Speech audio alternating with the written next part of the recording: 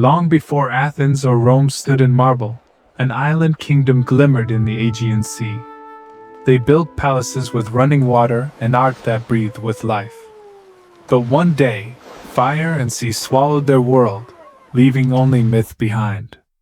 In the heart of the Mediterranean, the island of Crete rose like a jewel of light and sea. Around 3000 BC, as Stone Age tribes still wandered the hills of Europe, the people of this island began to build something astonishing, a world of art, order, and elegance. They would later be called the Minoans, named after their legendary king, Minos. Their island stood between east and west, a crossroads of trade and culture. From this place would rise Europe's first advanced civilization, the Palace of Knossos. At the center of their world stood the Palace of Knossos, a sprawling labyrinth of over 1,000 rooms, painted in red, gold, and blue. Here, the Minoans ruled not through war, but through beauty and ritual. Their walls were alive with frescoes of dolphins, dancers, and charging bulls.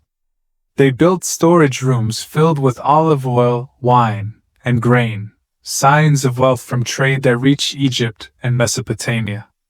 Knossos wasn't a fortress. There were no walls. It was a palace of peace, life, and art. The Minoans were lovers of color and motion. Their women wore tiered skirts and bare bodices. Their men leapt over bulls in ritual games of grace and courage. They painted the sea, birds, and flowers, life and motion. Their artisans shaped gold jewelry as delicate as butterfly wings. Their potters turned clay into spirals of symmetry and beauty. No other ancient people captured the joy of life quite like them. Trade and power of the sea.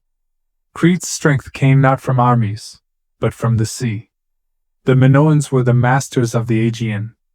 Their ships sailed to Egypt, Cyprus, and the Levant, carrying pottery, metal, and wine. They returned with copper, ivory, and exotic ideas. From these voyages, Crete grew rich, a maritime kingdom that ruled the waves without swords. Their power was so vast that some said they built an empire of harbors, not of walls. The myth of the Labyrinth.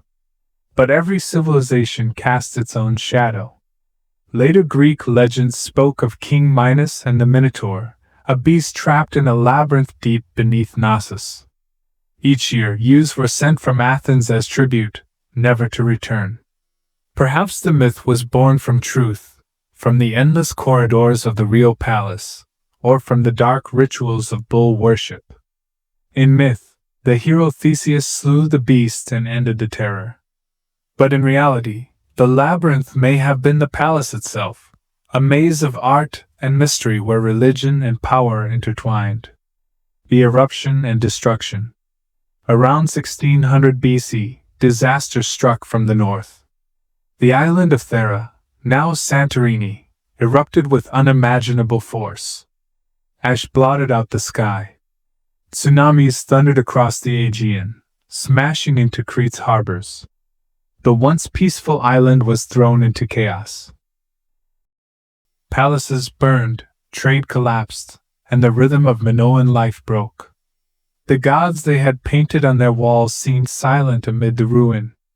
In the aftermath, new powers rose. The Mycenaeans from mainland Greece crossed the sea, taking over the weakened Minoan cities. By 1450 BC, Knossos had fallen. The frescoes faded, the halls emptied. And with them, the light of the Minoans dimmed, swallowed by time and legend. Rediscovery. For more than 3,000 years, their memories slept beneath the soil. Then in 1900, British archaeologist Arthur Evans uncovered the ruins of Knossos. He found vivid murals, tablets in a mysterious script, Linear A, and the echo of a lost people. To the modern world, it was as if Atlantis had been found.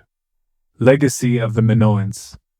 The Minoans left no epic of conquest, no record of war. Their legacy was harmony, between nature, art, and spirit.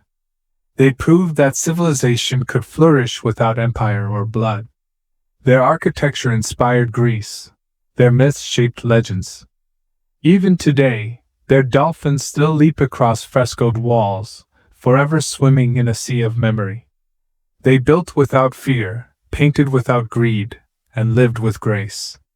When the earth shook and the sea rose, their world vanished, but not their light. The Minoans remind us that beauty, too, can be a kind of power.